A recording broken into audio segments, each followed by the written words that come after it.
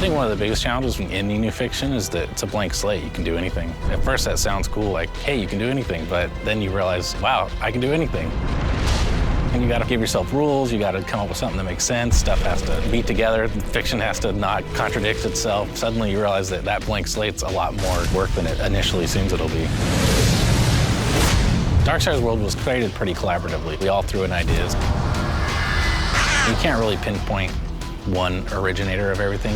As far as how the world plays, all the NPCs, all the different factions and fiction and stuff like that, that was kind of collaboratively made throughout the team.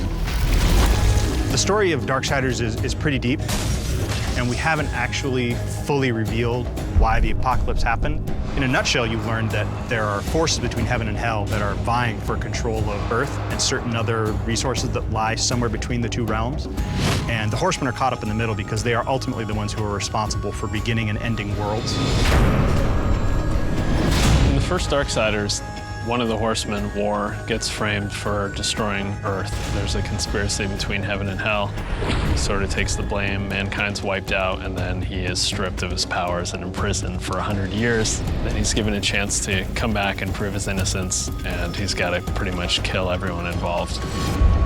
The first game ended in very epic fashion. It was one of the things that players really seemed like the most was that moment when War says, "No, not alone," and you see the broken seal and the comets coming in behind him.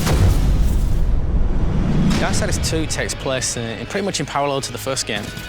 In the time that War is imprisoned by the Council, it kind of happens in that 100 years. The death's kind of on challenge kind of kicks off in that sort of time. Because there's such a conspiracy and we don't know who all the players are, Death doesn't have any chance of proving his brother's innocence. He knows it'll just be covered up, so he just decides to undo the crime.